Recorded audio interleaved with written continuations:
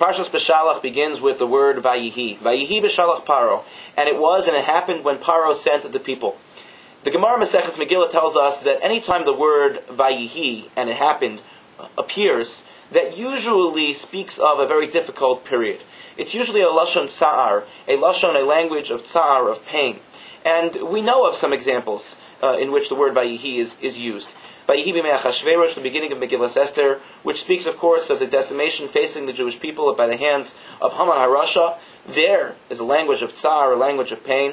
And the beginning of Megillas Rus, Vayihi b'mei Shvot HaShoftim, when Naomi and her family had to leave Eretz Yisrael, and the reason why they left was because of the famine taking place at the time. So the Gemara says Vayihi is a language of Tsar, a language of pain, which begs the question, what was the Tsar, what was the pain here? As finally, after 210 years, the Jewish people are leaving Mitzrayim. They've suffered a great deal, but finally they're leaving Mitzrayim to turn the next page in Jewish history. So now should be a time in which the Torah describes their leaving as great happiness, a great joy. Why does the Torah begin this parsha with the word Vayihi, and then saying B'Shalach Paro, when Paro sent the people?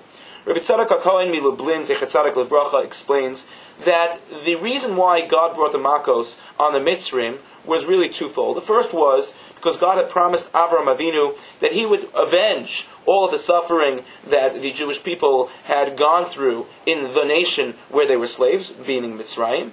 And the second reason that Hashem brought the Makos, and more importantly, was to have the people who became so void of belief to finally understand that HaKadosh Baruch Hu, that God was there to rescue them and to bring them out of Avdus, bring them out of slavery, out of servitude, Lecherus, to freedom.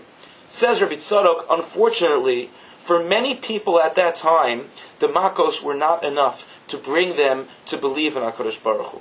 Why was that the case? Because they had been so abused that the Makos didn't penetrate within them, meaning the Jewish people, the Makos didn't penetrate within them, it didn't have an impact on them, and the reason that they left in the end was only because Paro threw them out. Paro was going through so many of the Makos that his people begged him, please get rid of the Jewish people, so he threw them out. But if he didn't throw them out, many of the Jewish people would stay. And the reason why they would stay is because they knew nothing else. There was a cycle in which there was continued abuse of the people, and they couldn't even lift their faces up, they couldn't even lift their heads up to be able to think about what could possibly be tomorrow. That the sun could shine again in a different setting, and that they had a sense of individuality, they had a sense of self-belief and self-esteem, that they were more than simply slaves. That's the reason why, says Rabbi Tzadok, the parsha begins with the word Vayihi, the language of Tsar, because even at the time when Bnei Yisrael were leaving Mitzrayim, so many of them were distressed, so many of them were so hurt, were in such pain, that they weren't able to believe that HaKadosh Baruch Hu was taking them out, and it was only because Paro threw them out that they ended up leaving. And ultimately, they ended up believing. When did they believe? When they saw again the miraculous Kriyas Yamsuf, Vayiro Ha'ames Hashem. The nation saw Hashem, Vayaminu b'Hashem, uve Moshe Avdo, when they believed in Hashem and in Moshe, his servant. Meaning, if the Makos weren't enough to make all of the Jewish people believe in Hashem and His power, then certainly the Kriyas Yamsuf did the trick. But that's why the parsha begins with Vayihi, the language of Tsar, according to Rabbi Tzadok. And I think this is a real practical application to our lives. There are many people who suffer on a daily basis by the hands of others, or sometimes they suffer by themselves. It's self-inflicted pain. And what I mean by that is that there are people who cannot pull themselves out from a difficult situation and be able to understand that that situation was only one chapter in their book of life, and that there are many more chapters to be written, and that there is a sun that is going to shine the next day, even when they pull themselves out of the difficult situation.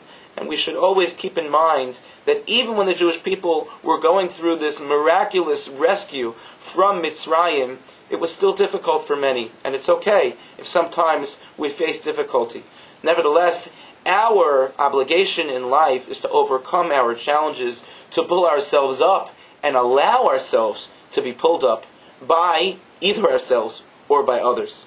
May we be zocheh to heed this message and indeed understand the true meaning of the word Vayihi, and hopefully never have it appear in our personal lives. Thank you and good Shabbos.